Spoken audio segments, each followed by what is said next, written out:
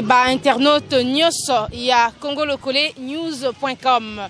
congolocole-news.com lelo asali mobembo na kati ya Kazangulu wapi toye ko accompagner bongo papa Célestin Tondeko Célestin Biolika dite oyo azali bongo toujours na compte ya éveil ya conscience ya population lelo amemi Congolocole na Kazangulu pona ko échanger na base na ya Kazangulu justement pona ko éveiller conscience na bango pona ko lamusa bango ko talisa bango lolengeni ni mboka eko kambama ya solo bobungi ete ya azamo kambi ya mouvement de révolution y en a marre kala mingi te tokokota wapi epai ayangeni to asangani bongo na bandeko na biso ya Kazangulu pona ko conscientiser bango kaka toujours ndenge tolobaka seule la lutte libère na bongo ekotalisa bango lolengeni ni mboka ekotambola pe lolengeni ni basengeli kobunda elongo po ete mboka na biso ebika ya solo tokokutana na bino sima ya koyoka lisolo to échange ya ndeko Célestin Biolika dite na base naye tomonani na bino juste après merci libre ya kokoma libre ya kozo information pe libre ya ko informer baninga na yo soko loke okelo ko moko bien te o ko informer mutu mutakanga yo azate article 25 la liberté de réunion pacifique et sans armes est garantie sous réserve du respect de la loi, de l'ordre public et de bonnes mœurs. Liberté à la réunion pacifique et ça garantie. Donc, au monde est au sangani boy.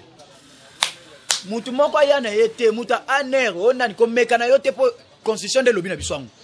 Po soko meki mbutu ekoti. To bundisi mutu te, to fingi mutu te, to zape na minduki te. Donc to za libre ya kosala ba réunion na biso pacifique. Mutu moko ko iko déranger biso azate to bobanga te lelo soki pa chief abengi bino to président bino to boya to kutana to za na réunion bobanga te eza ba droit na biso bandeko na ngai congolais fongola miso congolais lamuka telema bunda pona ba droit na yo boyete donc à partir de lelo ba réunion na biso to banda ko sala yango to za na munduki te to za ba Rwandais te to za M23 te to za ANF nalu te toza ba katakatanga te toza ba congolais o tozo sala ba réunion na biso à toute liberté tozo respecter ordre public ndenge to sangani boye to fingi mutu te to beti masasi te to gangi te to fani tozo solola ndenge sengeli boye te article 26 la liberté de manifestation est garantie. Toute manifestation sur les voies publiques ou en plein air impose aux organisateurs d'informer par écrit l'autorité administrative compétente. Balobi boye, na article 26, liberté à manifestation. Balobi na bino bo futa bana classe ya école primaire ba futa kate. L'état nda lobi yango ezape atokotanga yango. Papa mama balobi na bino bana ya école primaire ba futa Minerva te eza ofele. Mais ceux qui ont fouta, Zobanan. Bon répondre quoi? Est-ce que Bino ne batubotinda ki bango ba yebisa no fouta te? Parce que au retour de la classe, ba belandi azo. Fouta te. Yo tindi mwana osali devoir na parce que l'état peut se revendre mwana na ndako tant que alobi ke bana ba futa te so ki yo vandi mwana ndako l'état ko ya okanga yo pona nini ofandisi mwana na yo na ngai l'état na lobi ke ndako tangisa mwa e bongo yo vandi mwana ndako pona l'état osala nini akangi yo alors pour l'état kanga ngai te lokola abinga na futa na ngai te na nga na effort ko sate na someli ka mwana elamba pembe na elamba ya bleu na lati sapatu na pesi mwa kaye mwana kende te ceux qui l'état ngwa bengani mwana et lui que l'état ça honorer maloba na ye l'état abuki mi il faut mi beko sala nini e kanga ye boyete na kanite bobeta maboko siko moto oyo alobaka yango na miko aganga ka lobike ba école primaire ba kofuta te senge to sala nini to funda ye parce que asali abuki mibeko ezwaka moto nyo. Alors, soki sikoyo baza ko benga na bana na classe biso ba parents to sa nini biso ba parents photo sa ni to sangana ye bango nde balobaki to simi kando bango balobaki wana to sangani to komeli bango soki ba boy ko ba répondre biso te to sani to bimi na nzela liberté ya manifestation mutu akopekisa o yango te balobi boye soki to moni ndengwana to komeli bango administrateur du territoire papa biso ba mama biso ba tata oyo bolaka ki biso to futa ka classe ya bana te mais to moni bozali kotosa yango te yango to lobi boye mokolo ya mardi na 7h tokosala marche na biso marche pacifique na lopoto na linga elakisi marche ya kobunda te ya kofinga te ya kimia tokobanda yango na gare tokokwea na ngomba mususu tina wa dodane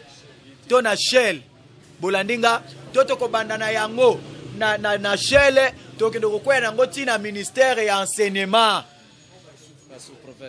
ozomona tokokende ndengwana tokomeli administrateur du territoire totindeli ye tango akozwa yango mibeko elobi boye yo moto mokonzi ya esika wana tango kongole pona koloba likambo ya ye po a manifester akomeli yo okoboya yango te mibeko nde elobi ndengwana constitution oyo bango nde babiso te batosalaki autant basali constitution biso tozalaki yo ozalaki tango basalaki mukando bango nde bato basalaki yango balobi na ye administrateur du territoire soki bakomeli yo po basala manifestation koboya yango te ye akosala nini akobenga ba service na ye abengi bambolombolo bapulusu abengi bato na aner abengi bango atindi bango alobi bozala pene donc biso soki tokozala na katikati ya makadame bango baza pene baza kotambola na biso elongo biso tokozala nini tokomi kaka makambo na biso na babanderole tokomi toza kokende tina na école na esika oyo etali makambo mambi ya éducation tokomi wana et tobandi siko koreklame tobandi kotanga memo na biso ke boye en tout cas soki bosali yango te tokotomboka topesi message wana bakosimba bino te bakopanza bino te bakobebisa bino te nde leta apesi biso mitinda apesi biso ndingisa wana apesi biso ndingisa wana bozolanda nga donc ndeko na ngai balobi ye aboya te mais tozomona yango eza contraire soki bokomi ndenge wana oyoka bango baboyi oyo akutu nanu bobimi te basi batindeli bino ndeya basoldat bapanzi bango mpo babangisa bino baintimidation trop c'est trop na baintimidation n'est-ce pas boye te kobanga esali nini esili donc lokola nga nazoyebisa bino sikoyo toza koannonce yango lokola balobaki bana bafuta te bozofuta kala mingi te tokobima na nzela mukando lokola ekoti tokozela ba réagir soki ba réagir te papa akobenga akoyebisa ngai tokokomela bango tokoya tokosala marche soki baboyi wana ekomi likambo mosusu wana bakomi ko privé biso ekomi ko violer droit de l'homme ko violer droit de l'homme na yango tokobunda pona marche wana donc bitumba ya liboso tokosala na kasangulu ezali ya likambo ya enseignement primaire gratuité nango boye te nani asa d'accord akobima mukolo wana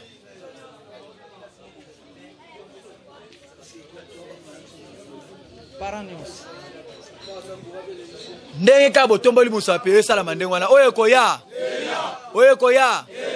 ok wana toleki papa tanga article 27 article 27 toyoka. Tout Congolais a le droit d'adresser individuellement ou collectivement une pétition à l'autorité publique qui y répond dans les 3 mois. Congolais nyonso lokola ngai moko to lokola to sangani nga moko pe na koyi kosala pétition to sangani to sali pétition eza nini eza to sali mukanda to lobi exemple na pesa ndakisa moko parce que ndakisa to kopesa kana bango bato basala kibiso mukanda oyo lokola Kabila na gouvernement na bazo sala malamu te bazo boma bato nzala makambo nyonso sa malamu te toyoka ni tolobi te il faut to sala pétition congolais nyonso a signé to loba na bango ke en tout cas to lingi bo longola exemple bolingi ba longola administrateur du territoire oyo po azo sala malamu te bosali mukanda bo bandi to yepa na papa tozwi idée tokoma balongola administrateur est-ce que oko signer o signer oza d'accord alongwa to alongwa te alongwa o signer oza d'accord alongwa te alongwa o signer tokotamisa mutu moko ako intimider biso azate donc lelo ndenge nga naza boye soki na lamuki na tongo lelo na lamuki na lobi bon en tout cas tolingi tosala ngi nasala pétition que Kabila a démissionné. Nabina ngi la pétition Kabila a démissionné. Na sali yango na commune papier pa na sali ba papier duplicateur rebellé. Allez na bandi otambu son papa. Est-ce que lingi Kabila tika la toi démissionné. Tena lingi akende pas sali mabe pas signé. Muta ko meka kututé tanga suite nango. Wana za obligatoire. L'objet d'incrimination. Oyoki Quelque forme que ce soit pour avoir préparé l'initiative. Ata soki na lobby Kabila alongwa na bokonzi na komi yango to sali pétition mutu moko ko déranger ngai azate mutu moko ko lobanga te pona nini ozwi likanisi oyo naza libre ya kobanza ya kokanisa pe ya kosala nde yango wana musala to sana buku constitution na biso mutu lobby yango ndeko nanga bolongola kobanga biso te bato saki mukanda o bango bato basaki mukanda na bango lokola bango ne basaki mukanda na bango esengeli na biso tozala na sima ya mukanda wana afin que tozwa bango na makambo bango balobi na makambo bango basali boyete est-ce que makambo nyonso tozotanga oyo eza libanda eza na kata mukanda oyo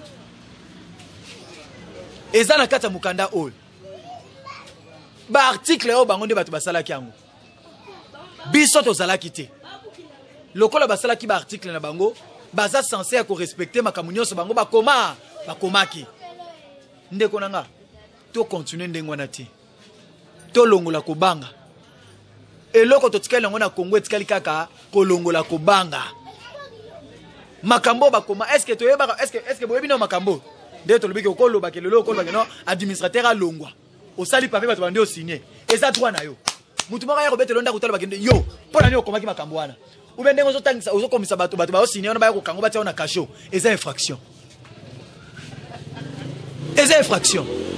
contre la loi congolaise, contre la constitution bien aimée, violer la constitution, c'est pas ça l'indengwana. En tout cas, Babylone quand on a vu ça, Babylone moko clé, maintenant ce fois là la kanango pe ala mukanango. Article 29. Le domicile est inviolable.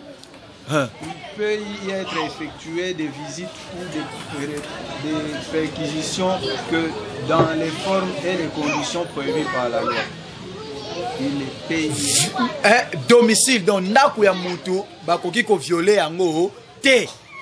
Donc ndenge na vai na kata ndaku na ngai moto moko te ya leta ko yaka mbala moko ko tina kata ndaku na ngai tout. Jamais. C'est contre la constitution, contre la loi congolaise. Donc ata soki na sali mbeba, ata soki na zana infraction, okoki ko yate okota na kata ndaku na ngai, okokota na kata ndaku na ngai ko landisa ma document. Pe na yango tokende kopesa ba détail soki ba eko tikela yo convocation ndenge za ruvana nda ba eko tikela convocation mutu akoya jamais tikela convocation ale tokende jamais convocation eza invitation soki ba eko tikela yo convocation bango ba kei yo ko landa mukolo o ba pesi yo ya ko se présenter bozolanda nga moto moko te ko kanga yo na mbutu na loyenge ka bwemba moko point yo kanga yo c'est contre la loi. C'est contre la constitution bien-aimée. Congolais la mouka. Eza droit na yo. Mouta l'État koye kokota na ndako na ote sans autorisation. Même la rata lopango na yo. Ata bato Arsenal, ata bato Régie des eaux. Avant kota fois toqué. Soko lobi na ya kota te akokota te. Donc désormais à partir à lelo mutu moko kokota na ndako na ote sans autorisation. Soki akoti funda ye. Bakanga ye. Mibe konde lobi na biso yango. Tanga, article 30. Toute personne qui se trouve sur le territoire national a le droit d'y circuler librement, d'y fixer sa résidence, de les quitter et d'y revenir dans les conditions fixées par la loi. Balobi boy, moto nyonso to congolais nyonso aza libre, aza na bonsomi ya kotambola ndenge alingi. Papa, muta ko yebisa ote to komi 22h à côté na nzela. Monsieur, wapi mikanda? Oui, ba otulo mikanda. Obimisi mukando sa nini? Olaksi mukanda na yo. Bongo te. Tangu na laksi mukanda otuna ngate ero yo so tambola ero pona nini? Est-ce que tali yo? etalio naza libre kotambola air nyonso na lingi ndenge na lingi naza libre ata na 2h du matin naza libre kotambola boyete parce que la constitution ba pesi biso ntangu te balobi ke congolais fa tambola kabanda 7h tu 20h ezate congolais atambola pe balobi nini esika otie ndaku na yo okoki lelo nde naza boye na kati ya ndaku na ngai esika esali lelo na bimi ndaku na ngai na keba mboka mosusu ya bapaya nasali mbula nyonso na kosala ndaku na ngai kozalaka esika na tiki yango mpe soki na ye na kozonga na ndaku na ngai sans condition moto akoderange nga aza te boye te est-ce que vous êtes d'accord na makambo tozoloba est-ce que miso ezofongwama matoyo ezofongwama est-ce que ezolamusa bino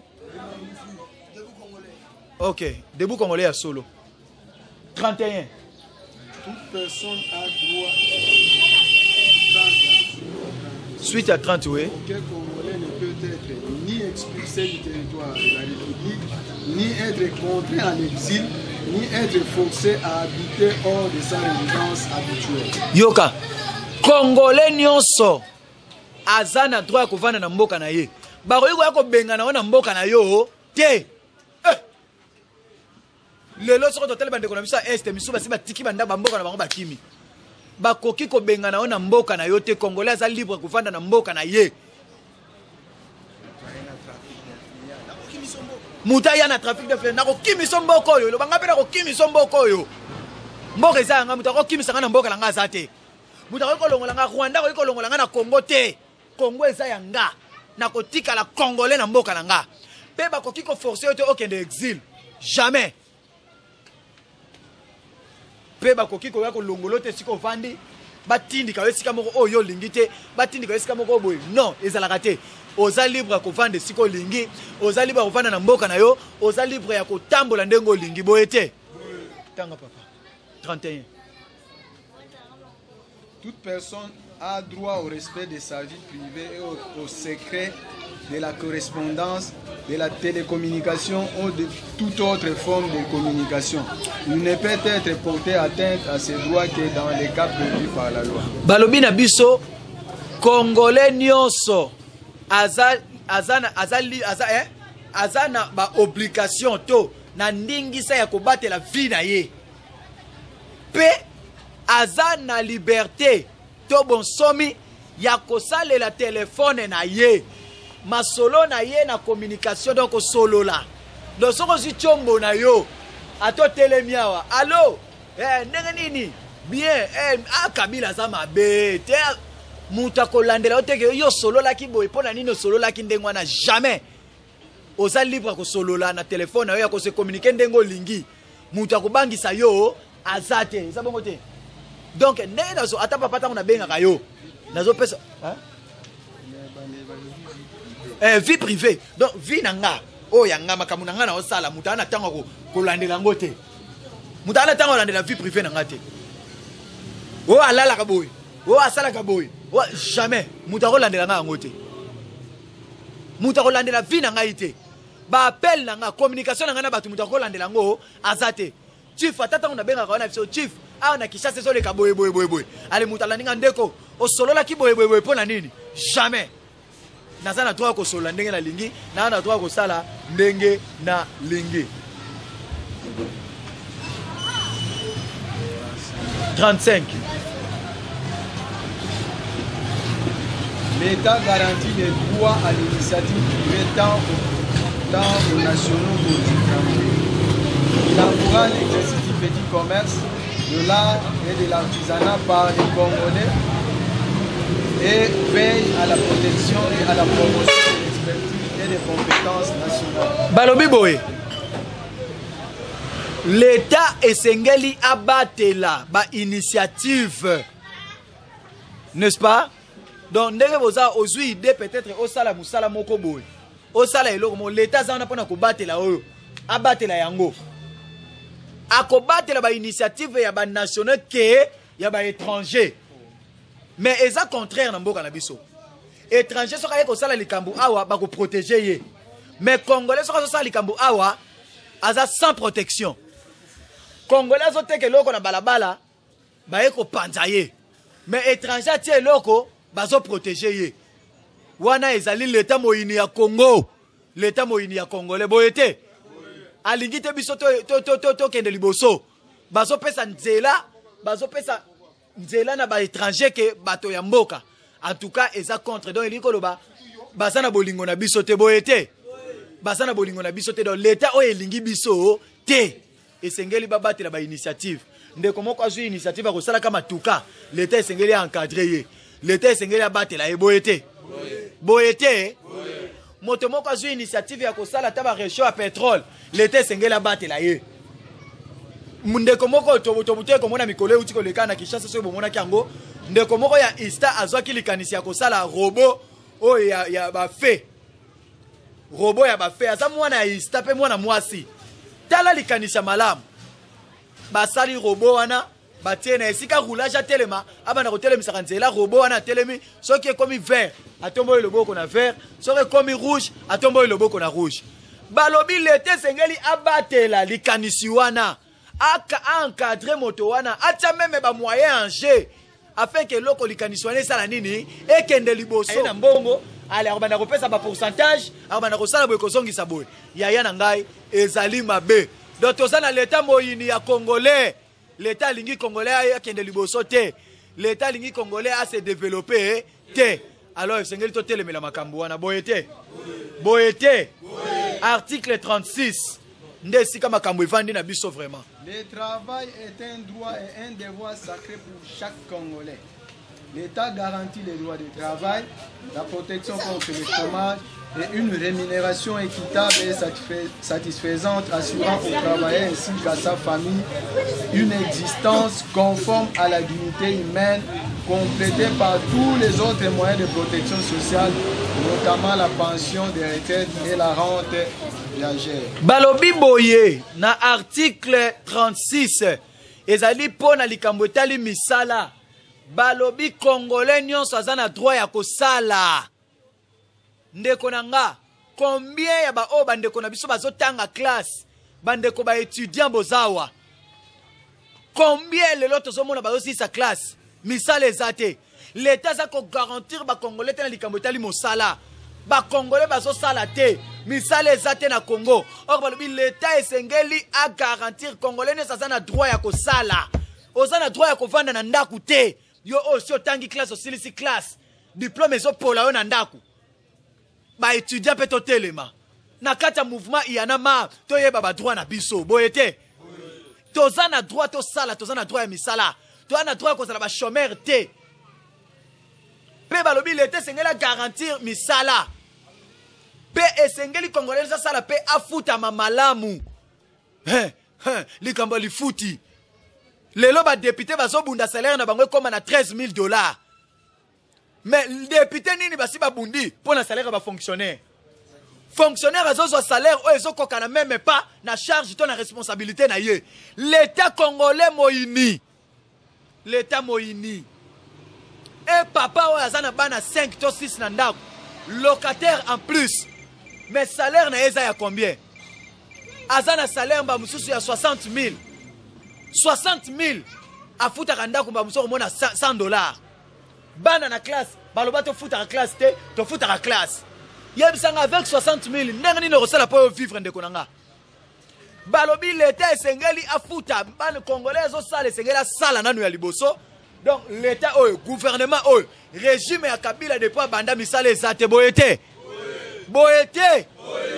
Misala ezate esengeli basala biso misala yaya soki musala ezate esengeli to réclamer pe soki basali musala inutile la robetela bango maboko eza pasi congolais okende luka musala zo bondela zo supplier même po bazoye na musala babile te esengeli garantir misala esengeli congolais azo salaire moko ya malamu mais l'état zo futa biso malamu te. Même na ba étranger o bazo sala na biso awa Congolais tala bandeko nanga tina niveau oyo tala na niveau oyo donc il ko ba ke l'état so batela misala ya ba Congolais te l'état za na posa Congolais l'état so privilégié ba étranger un libanais azana mboko azana société na ye mais tala lo lenge libanais za ko traiter ba Congolais na kati ba société na bango tala lo lenge ba so traiter ba Congolais Libanais a se permettre à suivre Congolais, ça pas naé, à se mettre même Congolais. Congolais avant de Kakaboya Zotala. Congolais ça quoi accepter yango. Pe baktoto pona ki bato baza censé ko protéger biso. Baso protéger biso te. Ba étranger ne baso dominer biso. Ndeko nanga. L'État Sengali a imposé ba expatrier salaire au ba ko futa biso. Eza ndengwana. Soki okeyina bamboka mususu. Olingi ko sala société na ona Congo za étranger. Bango moko ba ko pesa yo monter ya salaire ko ba no futa bato ko sana bango. Pe yo kandenge ba lobby. Jamais étranger a reconnu ça na mutu ya entreprise. Jamais.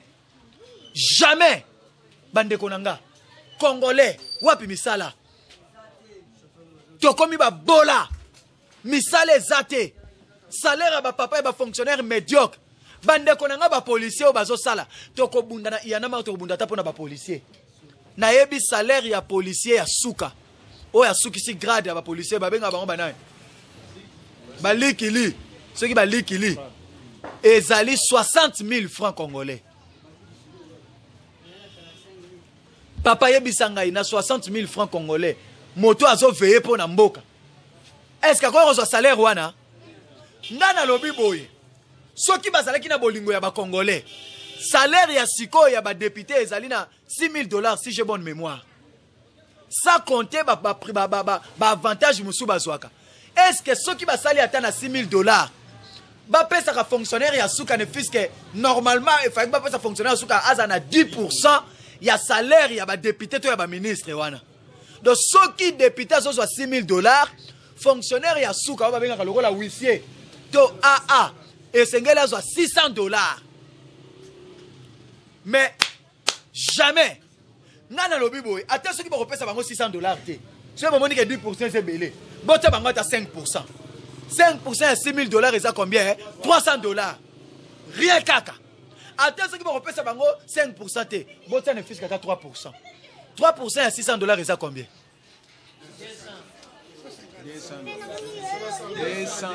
$200. Est-ce que ceux qui vont payer ne fisque à batongo ya passe à fonctionner, vont payer bango à $200 na mutasuka? Est-ce que ne fisque moi mouké wana mutako moi paie maté? Mais pourquoi balingi ko pesa biso salaire wana té? Tala ba papa bazo souffrir ba fonctionnaire. Souffrance. Petala sous gravité yango. Bazui moi mbongo ngo ya muke moi 30 000, moi 50 45 000 ba ko tsango na banque. Pose wango pe boye. Pasi. Ba policier bazo ko bunda, ba soldat na biso bazo bunda salaire na bango ezandenge nini. Biso na yana ma to bi trop c'est trop. Et Sengali va améliorer le salaire ya ba député et ya ba policier na biso, va améliorer le salaire ya ba soldat na biso. Pour ba battre la malamu mabele ya biso. Salaire loko les amukie. Ceux qui étrangers yé pour corrompre ya rosani. Ozomo na ngote photo bunda pour na ba salaire.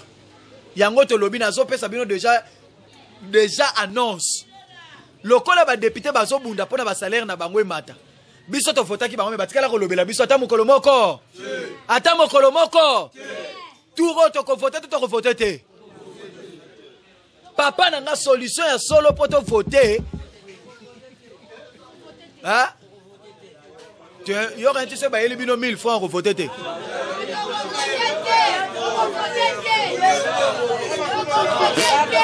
Et là comment ils ont assuré ngazate.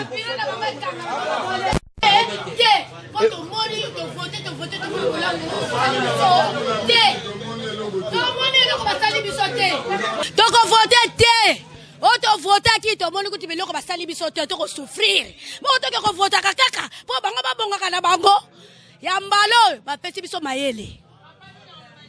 Ba pesi biso ne mayele to ko vote lisusu te ba kanga ba biro na bango. Wana sabo mengo ya bana na bango. To tika to tindela bino oyo bo banda tanga ngo progressivement bo comprendre makambo wana nyonso ezoleka. Donc ndeko nanga to fongola miso ba congolais to bunda pona mboka na biso mabele na biso eza sacré tangu nyonso sengeli to bunda. Alors to se préparer pour lobby to lobby kuna et cause la révolution ya solo. To ko bima na nzela to ko loba trop c'est trop to arrêter makambo nyonso to banda bitumba ya solo. Boyete. Boyete. Alors tozana posa ndeko mi balé ni ça tout seulement ba poser 3 questions et puis to kata to panza.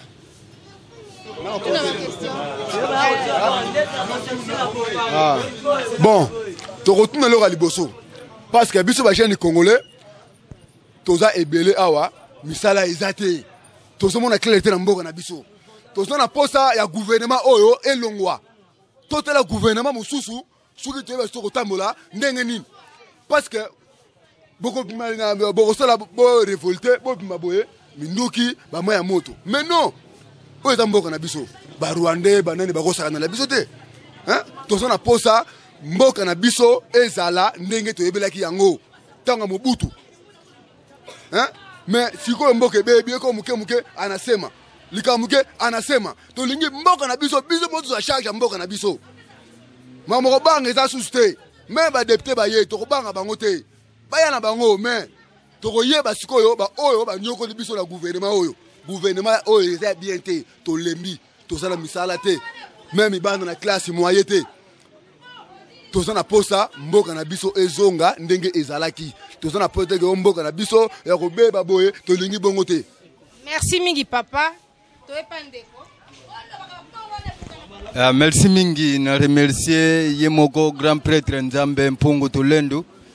Na zwi parole ya kwa annoncer liboso ya bandeko. Problème normalement pour nanga vraiment en tout cas na se senta que non.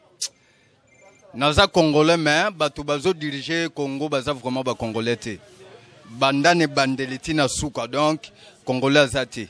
Pour ndeti exemple onga na tambola na ngoti lelo ba beta petit nanga masasi lokole panzani administrateur du territoire a yebisinga yidi.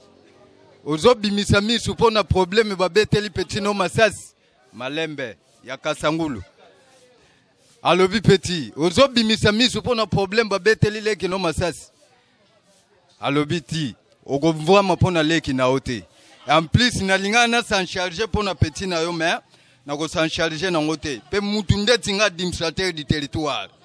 Mutu ko rendre nga justice azate. Pe na mboka ni na Congo, odi. Va makiser là où tu veux. Ti lelo solution à petit ezate azana Saint-Luc accent. Donc banda wana même si oyebisinga ke Joseph Waza ona nazado namona nanga mutuke. Donc en tout cas na koma donc ndeti nzeto esigi ezika na elanga na banga nanga motote. En tout cas merci beaucoup. Oui nasuki nazana mwa mutuna na kotuna ezana ngo ya mingi te kasi mutuna nena tuna tomona ba parti ebele ezoya.